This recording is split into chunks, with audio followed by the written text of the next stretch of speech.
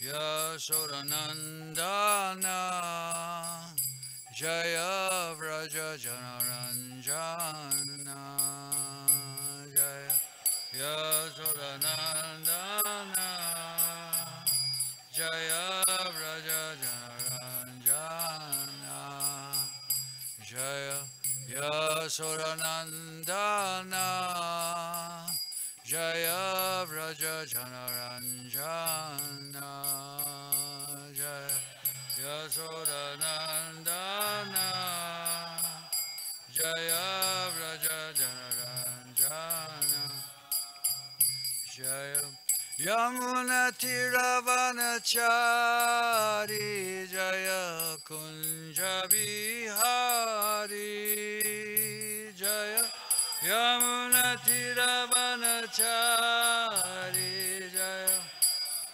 Jabihari Jaya Yamuna Tiravanachari Jaya Kunja Bihari Jaya Yamuna Tiravanachari Jaya Kunja Bihari Jaya Radha Madhava Jaya Kunja Bihari Jaya Radha Madhava Jaya Kunja Bihari Jaya Radha Madhava Jaya Kunja Bihari Jaya Radha Madhava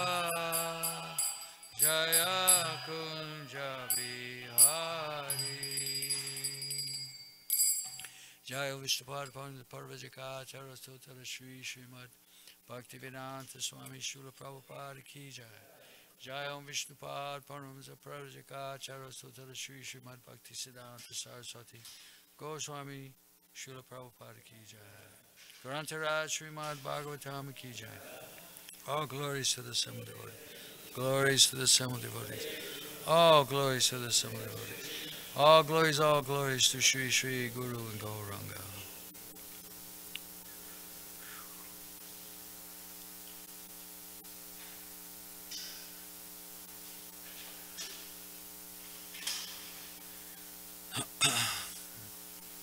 I never ever thought that I'd be giving class in the big temple, Los Angeles. This is, wow, it's awesome being here.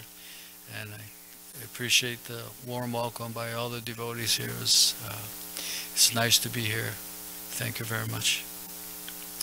Srimad Bhagavatam, Canto 1, Chapter 6, Conversation between Narada and Vyas, text number 11. Spitan Janapadangs Tatra Pura Grama Vrajakaran Keta Karvata Vatish Cha Vanan Nani Upavanani Cha Spitan Janapadangs Tatra Puragrama Vrajakaran Keta Karvata Vatischa Vananyupavananicha Spitan Janapadangs Tatra Puragrama Vrajakaran Keta Karvata Vatischa Vananyupavananicha Spitan Janapadangs Tatra Puragrama Vrajakaram Keta Karvatavatischa Vananyupa Vananicha. Please chant. Spitanjana padang statra Puragrama Vrajakaram Keta Karvatavatisha Vananyupa Vananicha. Spitanjana padang statra Puragrama Vrajakaram Keta Kurvata Vadatisha Vananyupa Vananicha.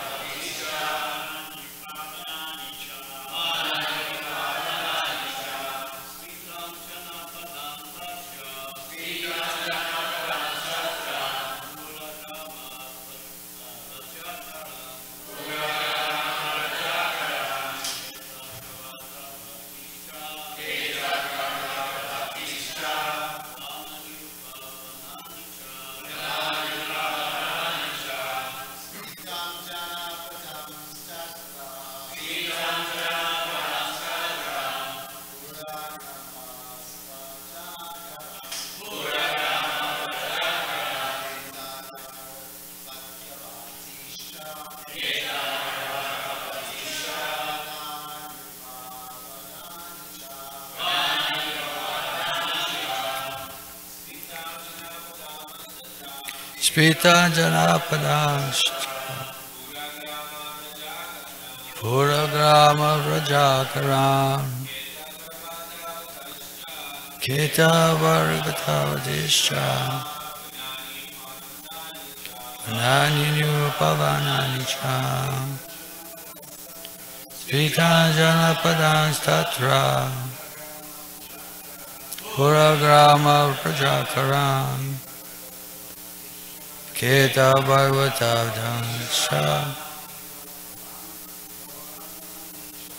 Vananyupa Vananicha. Spitanjana padastatra Puragrama Vrajakaram Keta Bhagavata Vananyupa Vananicha. Mothers, Matajis.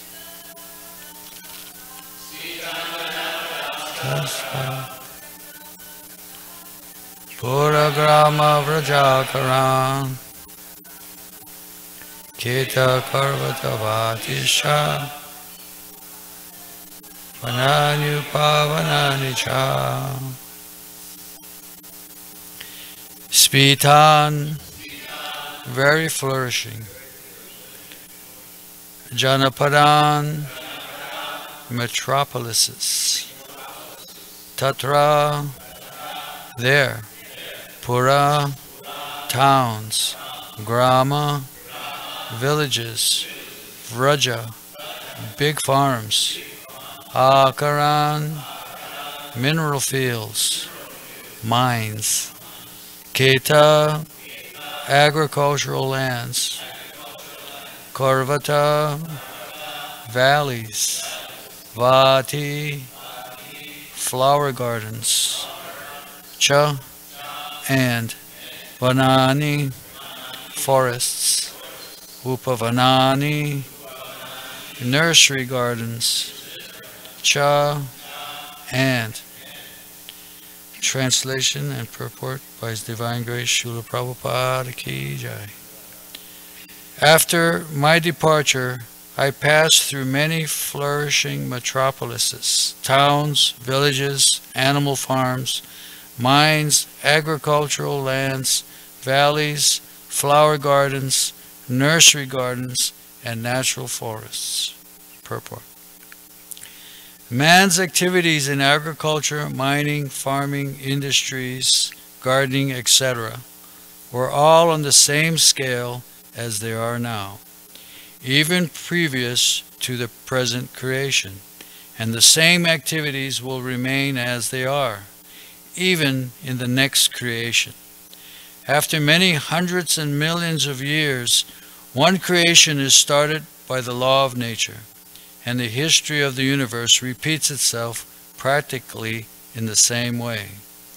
The mundane wranglers waste time with archaeological excavations without searching into the vital necessities of life. After getting an impetus in spiritual life, Sri Narada Muni, even though a mere child, did not waste time for a single moment with economic development, although he passed towns and villages, mines and industries. He continually went on to progressive spiritual emancipation.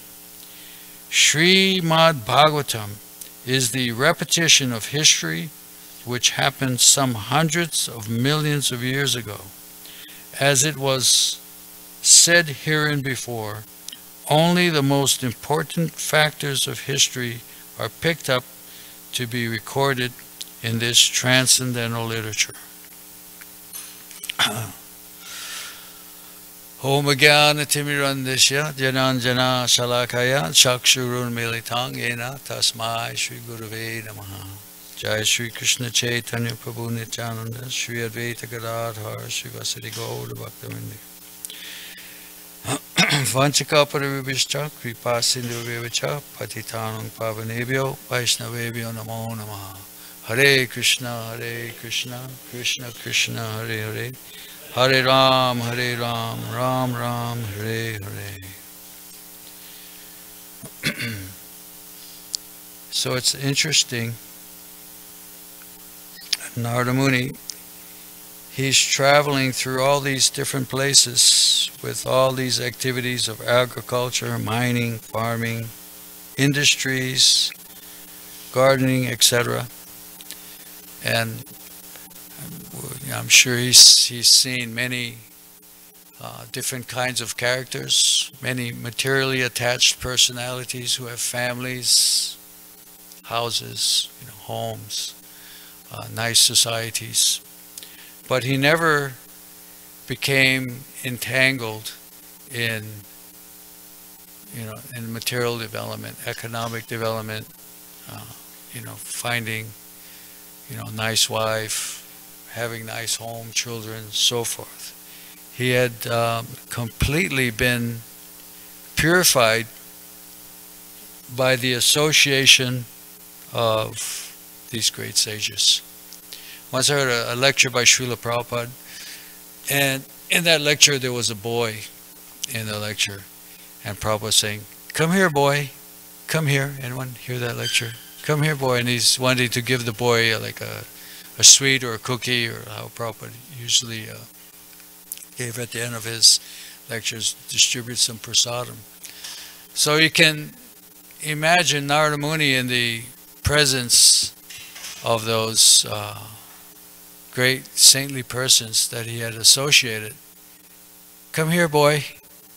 Come take this remnant of giving nice prasadam to the little boy," or patting the little boy on the head, and how they say the pure devotees, prema bhakti ya hoiti avidya vinasha chate, the ecstatic prema emanates.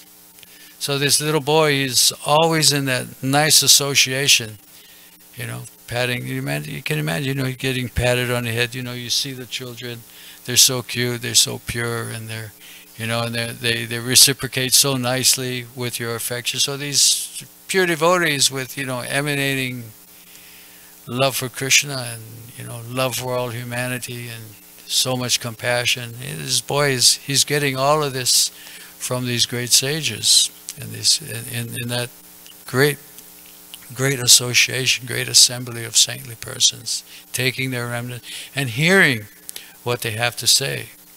So, so Narada Muni, being it's natural, if you're in that association, you're going to develop an affinity for the Supreme Personality of Godhead. You know, I mean, when we were in Prabhupada's association, we always used to, you know, like to go there and see how I was going to be influenced, you know, by how he looked. Once I gave Srila Prabhupada a garland, and, you know, he turned to me with this smile that was just an overwhelmingly affectionate smile. It just, you know, it blows you away. So this is the influence that Narada Muni had come into, you know, association with, and so it had naturally that association had awakened his faith or his affection for the Supreme Personality of Godhead. So much so that he was not at all attracted to develop in material life. And he just went on, as Prabhupada says in the purport, to make further progress in spiritual emancipation. So it's interesting how our philosophy, Prabhupada sometime, in one lecture I heard also where Srila Prabhupada said how material life you cannot improve. I mean, we seemingly, you know, understand that, you know, you go to college, you know, you can get a good job, you can, you know, make good money, you can get a home. It seems like an improvement. You know, doesn't it seem like you know, you're not going. How are you going to improve your life if you don't get a job? How are you going to? You know, this is the propaganda. You know, the message that we get from our teachers and our parents. You know, you got to get good grades. You know, how are you going to go to college? How are you going to improve your life? But Srila Prabhupada says you cannot improve your material life. So what is that? You know, how is that explained? Because our material life is dependent upon what we did in our previous life.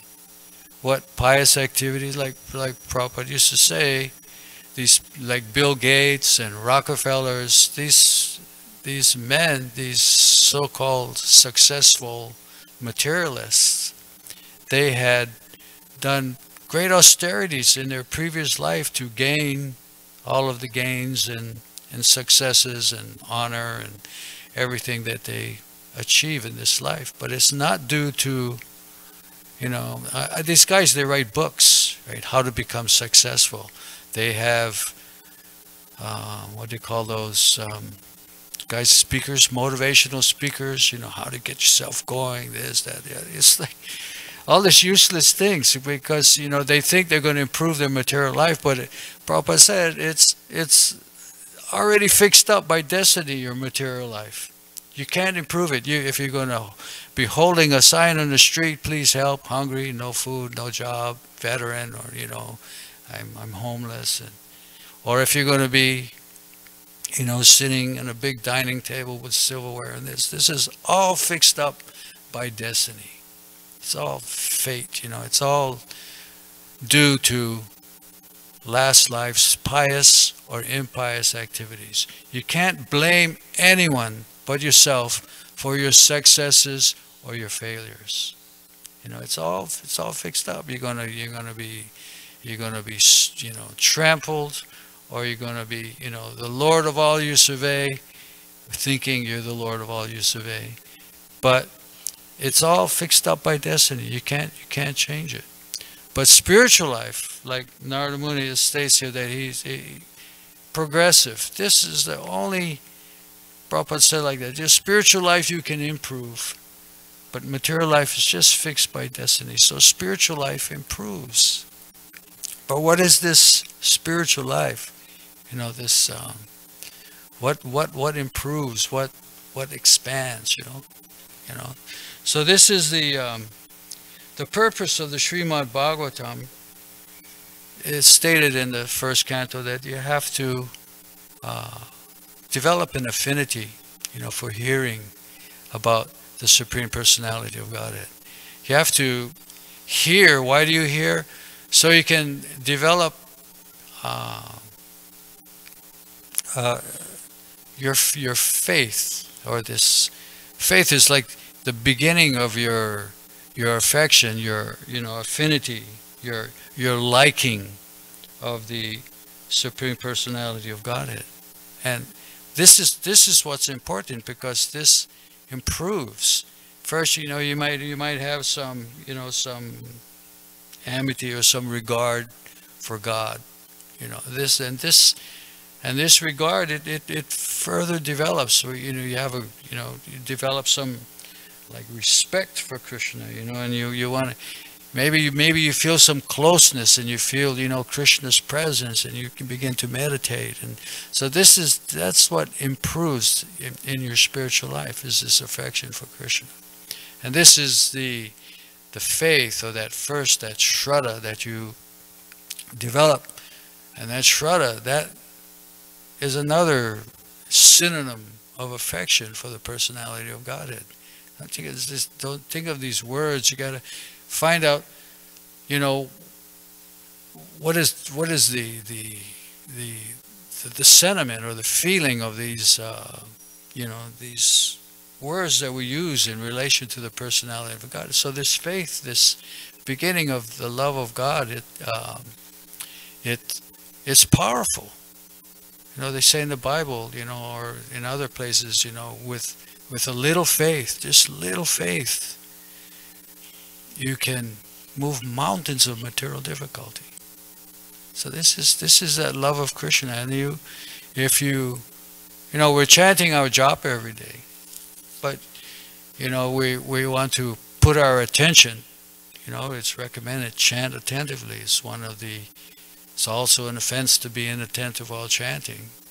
So if you're inattentive, means and you can't just be fix your mind. You want to fix your mind, but if you're just fixing your mind, and the mind, what is this mind? It's just another miserable material element. Along with all the other earth, water, fire, air, ether, mind, intelligence, false ego, these are all miserable material elements. The living entity is locked in misery, and it's dark. It's very scary, this material life, this material. If you go into a dark room, you don't know where anything is. You're going to stumble, you're going to trip, fall, bump your head, maybe even get seriously injured, trying to stumble around in a dark place. Very scary. So that's what this field of this body, made of, 5 senses, 5 working senses, 5 knowledge acquiring senses, and the, made up of earth, fire, water, air, it's this miserable thing, and it's dark. Yesterday I was unscrewing Prajapati's toilet, and so I couldn't see under, so I was kind of closing my eyes, and when I closed my eyes, it's like, everything's dark, and I started to feel a little fearful, remembering that it's a dark place, this material world is fearful. So I closed my eyes and said, whoa, that feels kind of weird, a little fearful, don't know what the heck, you're looking at things. So fearful. These material elements are fearful. So if we chant, we just want to use our mind and just use the ear and try to hear. It's like nirvishesha shunyavadi, voidism, impersonalism. And you don't get any result. You just remain frustrated, because it's the nature of this material world. It just locks you down and into frustration. And then you get further locked down into, the anger and the lust and the greed and your envy, and you're just helpless. So how do you get out of it? So chanting japa in the morning, we can't just be attentive. You have to apply, your affection to that chanting. And then the chanting becomes fruitful. It begins to fructify, and pretty soon, prema bhakti yaha hoiti avidya vinasha chate, you're emanating love of God everywhere. So if we're not chanting with affection, then And we're, becoming frustrated because just trying to focus the ear, focus the eye on the deity, like Prabhupada pointed his finger at me one time. What can you understand with those eyes? So many times we hear lectures, so proud of these eyes, these little, tiny little holes in this lump of flesh that's letting these objects of the senses in, and we're looking. Intelligence is discriminating, fault finding. That guy's weird, or this guy's like that, or this, that. There's so many, But how do you become averse to, like Krishna says, when you become averse to fault finding? These guys, they're dear to me. You're averse. You don't see this, So the living entity in this material body, inferior nature, is like he's a miserable tabernacle, miserable temple. The body's the temple, whereas it is that dang temple. It's a miserable dang thing, So the living entity, he has to figure out how to get out. And the living entity's affinity, affection, friendliness, intimacy with the Supreme Lord is comatose. It's comatose. It's like locked down. It's like locked in the, in the mind, locked in the brain. All these elements are just, the living entity's affection for the Lord is comatose. That's what Prabhupada means when he says comatose. No love. In this material world, a lot of comatose people, psychos, they call them, they're all mental psychos, and they're so wrapped up in, Prahlad Maharaj, Nate vidu svartagatim hivishnu, durasa.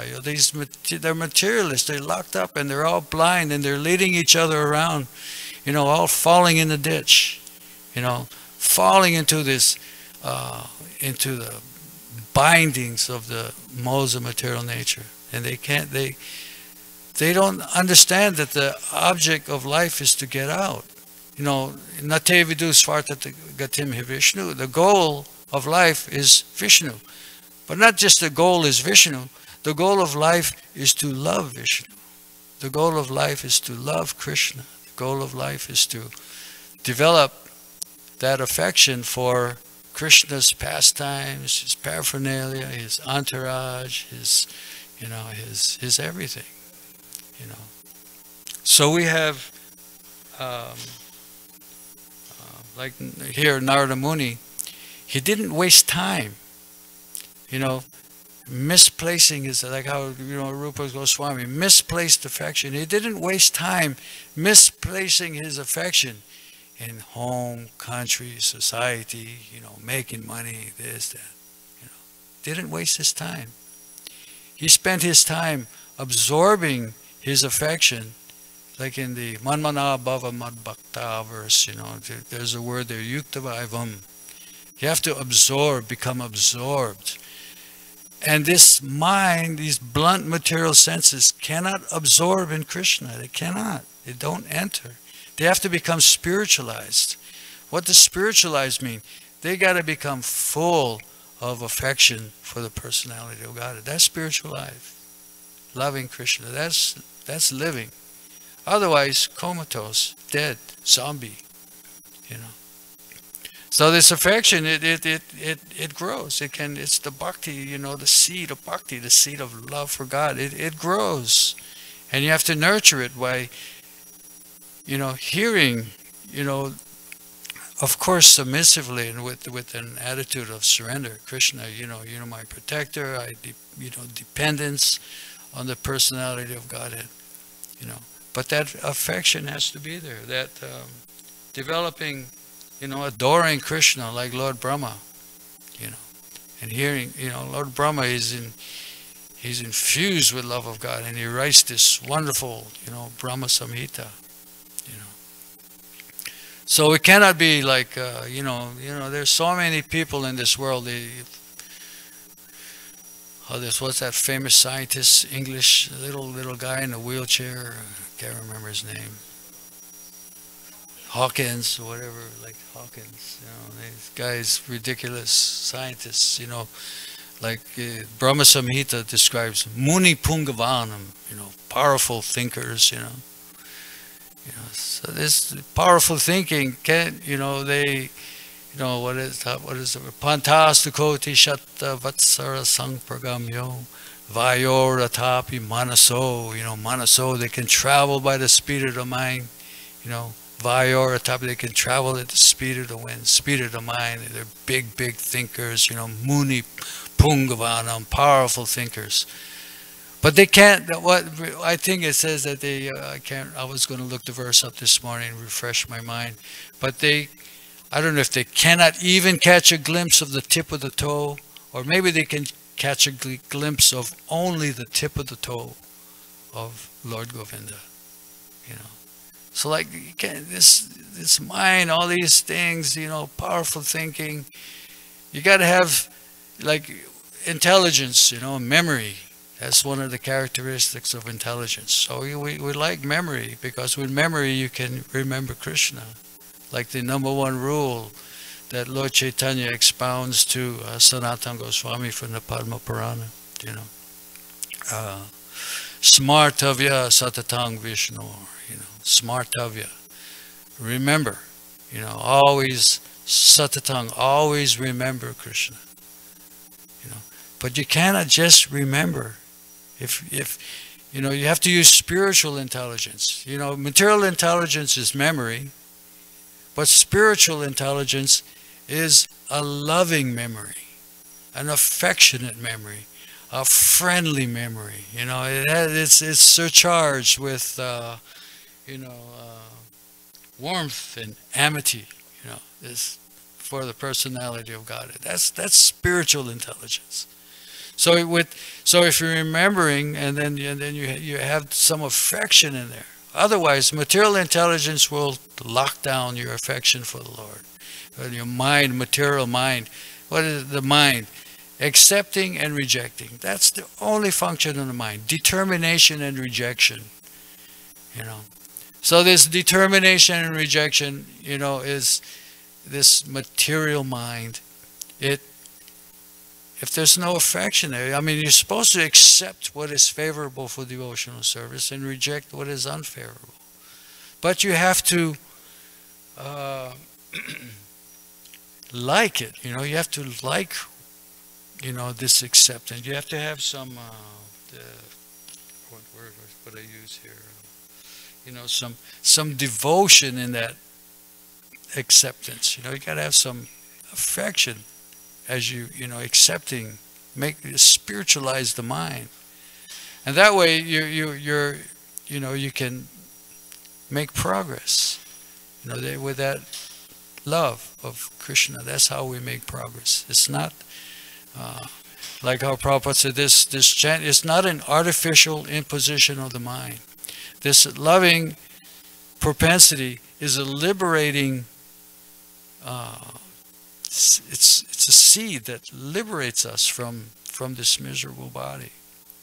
So once we develop and learn how to apply, in our attention, you're chanting Hare Krishna Maha Mantra, when we apply that affection to that, we may be animate in so many different ways as we chant. You watch in the morning, so many people chant different ways. Some people walk, some people sit, some people head banging when they're chanting, and so many different ways to, apply your attention.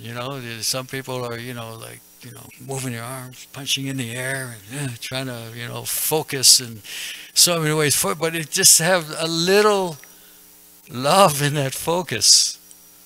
Just find somewhere in that brain, we're trying to put this brain on the mantra, trying to control and wrap our head around it, but it just takes a little affection to wrap around it. That's how we're going to wrap around. It's not, you're going to force these life airs and these things. You're just going to break your blood vessels, You're not going to, get anything out of it but frustration. But it just takes little affection. That's the key for entering.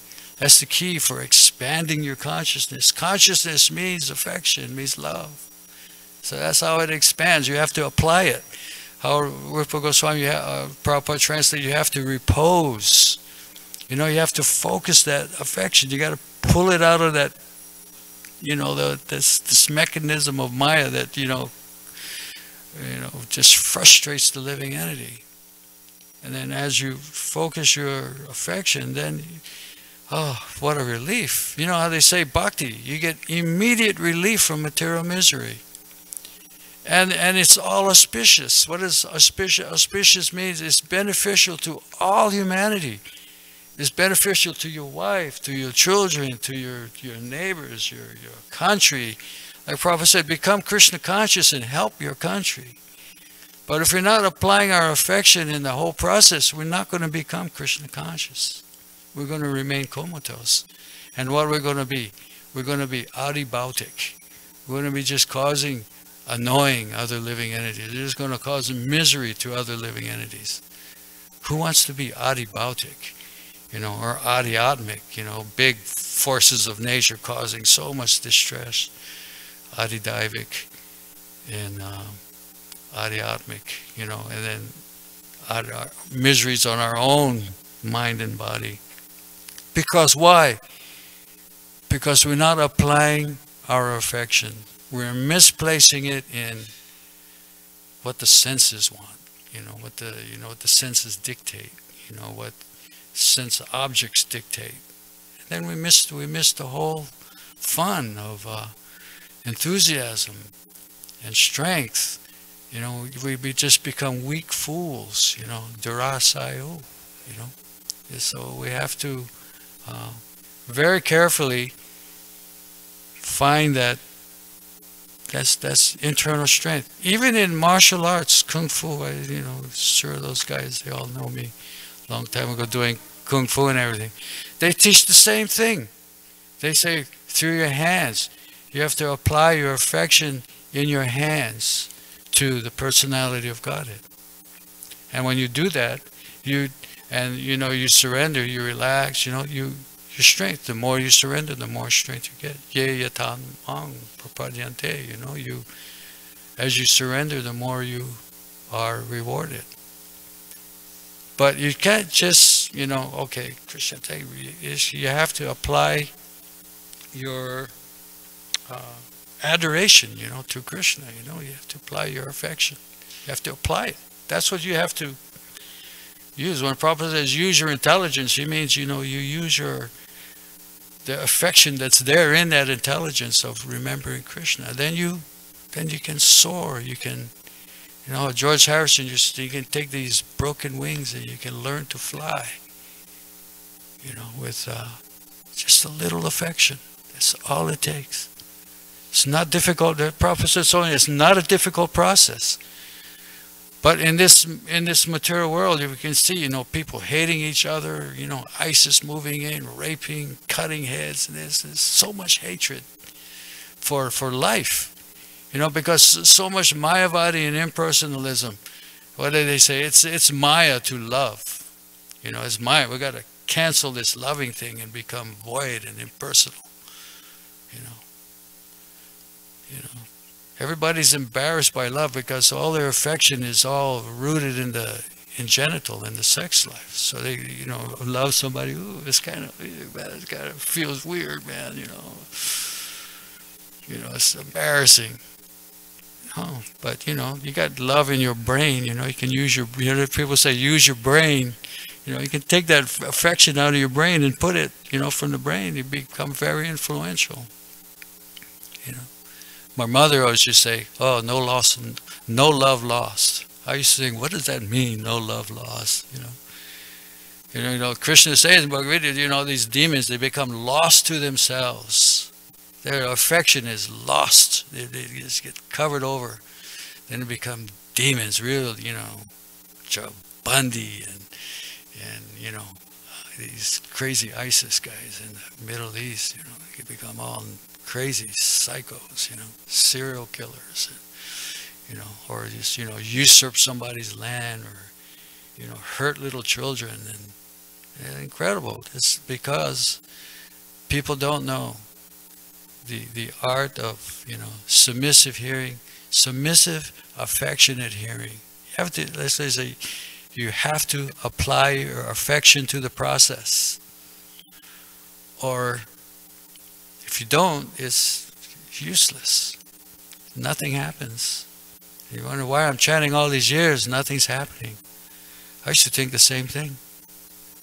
Then one day it dawned on me, say, let me try apply my affection to this Hare Krishna mantra, or apply my affection in my service, you know. I had to learn from the Kung Fu teacher. Apply your affection that's in your hands. Forget about the rest of your body. Then I could control my senses. I started feeling enthusiastic. I started feeling, you know, some strength, some knowledge, some, you know, then anyway, so like that, there's this very important. Any question? Yes.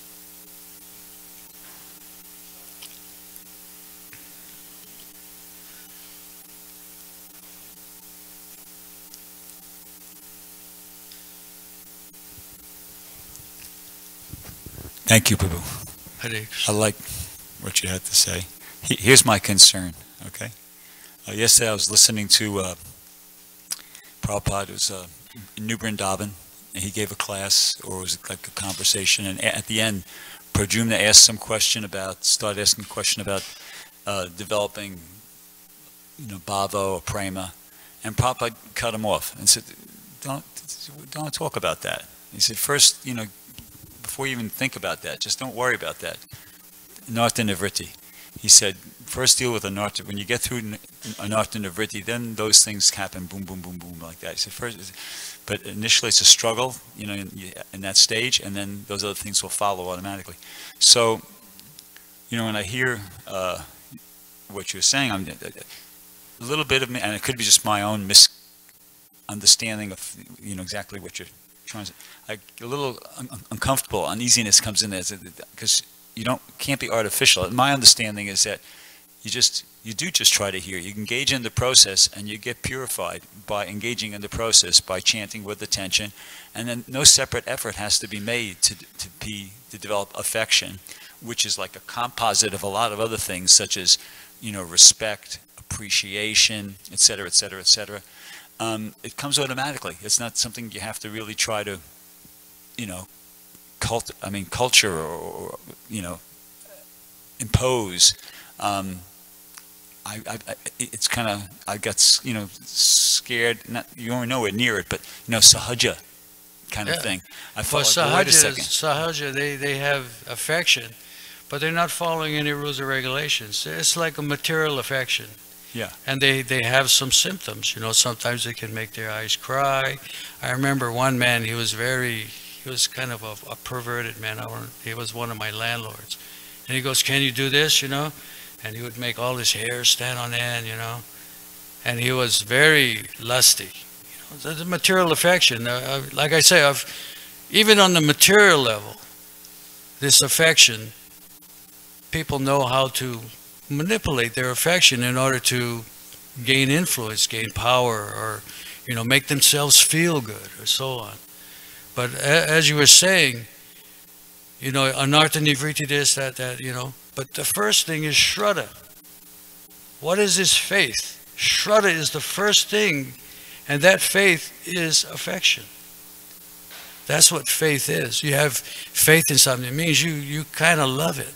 You kind of like it. You have some fondness for it. That's the first thing is shraddha. You have to apply that faith. So, like, you know, when you have implicit faith in Guru and Krishna, all the imports of the Vedas are. Without this love, without that faith, it's going to be very difficult. You have to have that faith. How are you going to give up? How are you going to go to anartha nivritti? How are you going to give up anything if you have no affection for something of greater value? So that shraddha is the first thing. And Prabhupada describes that shraddha as when someone comes to the temple and they see, oh, like my mother, she used to come to the temple and she said, oh, the deities are so beautiful. Prabhupada said that appreciation, that's the beginning of faith. That's the beginning of affection for Krishna. And you have to have that from the beginning. Why are we here? Because we like something about this. And that's what has to be cultivated. That faith has to develop to become fixed faith. Okay. But is the cultivation of that anything other than just strictly following the rules and regulations? Like, I agree with you, okay? You know, you have like an affection, an appreciation. I prefer that word, okay? Appreciation. Yeah. And then you just, like, I like listening to Prabhupada. Even, you know, I can be in any kind of mood. I'll just start listening to Prabhupada speak, lecture, morning walk conversation, whatever. And I just start feeling, yeah, this Prabhupada knows what he's talking about. You know, I feel like a spontaneous appreciation for Prabhupada's intelligence and his purity, his sincerity, like that. But so beyond that, isn't it just I just have to follow the instructions, try to follow, you know, show up for the program, do my service, and then affection will develop without any separate effort from myself. You have to, Rupa Goswami, you have to make some effort. You have to repose it. You know, they say repose your love. That's something you have to do. Or else your affection is just going to go die someplace. If you're not applying it, it's going to die. I'll give somebody else a chance to say something. I'm saying that I don't think you have to make any separate effort to develop affection. My understanding has always been that you just hear and chant attentively, Nitya Siddha Krishna Prema Sabhikabhinaya Shravanadi Sutta Chittakoya. That, you know, you just do the process, and that love of Krishna is lying dormant within the heart of every living entity without any separate effort, just following the process carefully and sincerely. You're going to, that natural affection for Krishna, for the devotees, it will automatically awaken without trying to artificially or make, you know, any separate effort otherwise. Well, it seems to me like you're talking about that formula. So part of that formula is association. You know, by bad association, you become a demon. Even if you're a devotee, if you give up the association of devotees, you'll become a demon because you'll associate with demons. So association is very important for development of love or understanding what love is. Otherwise it's sentiment. Because there's a lot of sentimental people in the world, and a lot of them think that if they do philanthropic work, that they really love, that they love someone. So they'll give someone a quarter, they'll give someone $5 million, and they think that's love. So the association of devotees means you learn what love is, because we don't really know. Until we met Srila Prabhupada, we had no idea what love was. We thought philanthropic work was love. You know what I'm saying? That's what people do. There's a very rare person that becomes a devotee. There's a difference between a devotee and a person who is a philanthropist. A devotee is surrendered to Krishna. So how is he surrendering? By performing austerity and sacrifices, by association. And by all those activities, one develops the understanding of love. And Prabhupada says the highest love in the material world, it's a mundane example, but that is of the mother loving the child. The mother will give her life up for the child because she loves the child, and she'll do anything she possibly can. So you and I, we can't have a baby. You know, I mean, you know, we're not a mother, we're a father. So how can we understand the feelings or the love of a mother for the child? Very difficult. But we can learn the art of loving God by the association of a pure devotee of the Lord. Then we learn what love really is. It's selfless, unmotivated, uninterrupted. And then we make progress in spiritual life. Otherwise, it's all sentiment. It becomes sentiment. And then, of course, there has to be some kind of philosophy. There has to be a philosophy to achieve love of Godhead. We have to follow that philosophy. And in that philosophy, there's a lot of things that you're requested to do that you don't like. And number one is you're not that body. Who wants to believe that we're not the body? That's phenomenal. That's credible. Everybody thinks they're their body. We think even though so many years, we still think we're this body. And so that's number one. You know, so how do you get rid of the bodily concept of life? By performing austerities, sacrifices, the instruction of the spiritual master, association of devotees, chanting Hare Krishna, take Krishna Prasadam, worship the deity. There's so many austerities and things. And then love really develops. And I think what Sri Raga was saying is very important, that that nishta, faith is there, right. In the beginning, you have to have some kind of faith. But it's developed into nishta, firm. And so we may have a little bit of love. It's sentimental. But association of pure devotees, following the process of Krishna consciousness, it becomes nishta. It becomes strong. It becomes powerful. And it's so strong and so powerful that somebody comes in association with that pure devotee of the Lord, they really get the understanding of what love is. You know, just how sometimes devotees get caught up, well, let's distribute, food and that's it. That's not enough. It's part of it, but it's not enough. They have to associate with devotees. They have to hear the science of Krishna consciousness. They have to perform some kind of austerity in order to develop real genuine love. That's the one devotee in the Raga Prabhu, thank you very much for giving class today. Wonderful class. I think your point was maybe a little bit not understood by Brigapati, because you started out by saying that you have to repose that affection in the name. And the name is Krishna. The name, the fame, the yes, the name is Krishna. There's no difference between Krishna and his name. And it's a little bit, sorry Brigapati, but your statement sounds a little bit like impersonal. You just go through the process, but the whole thing is personally driven. We're supposed to be trying to reattach ourselves to the person God, because a lot of us had some religious sentiment before we came to Krishna consciousness, but it was in an impersonal way. God is just that impersonal order supplier in the sky. You tell him what you want and then you get it. So what Prabhupada did was focus that on the fact that God is a person.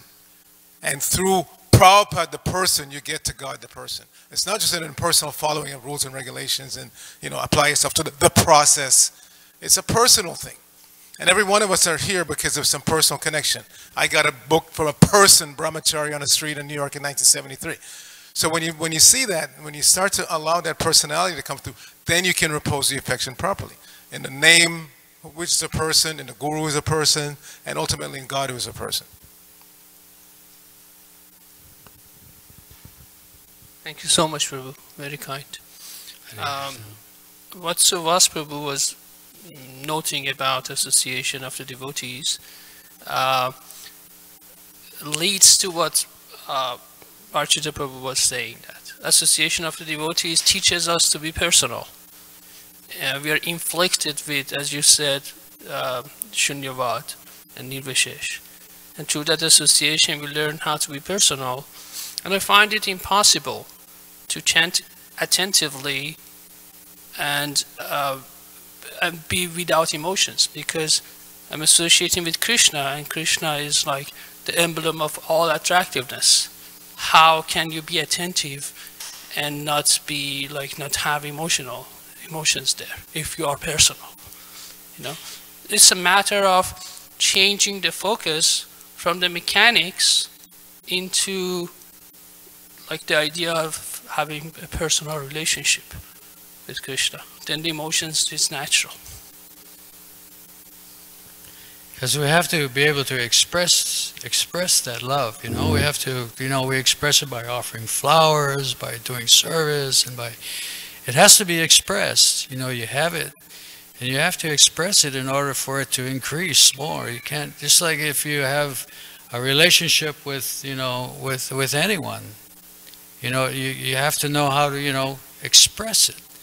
But if we remain, mental, or we remain just being intellectual, and we don't know how to, never learn, like Suvas was saying, by associating with great Vaishnavas, you get that, you see how they, great devotees express their affection.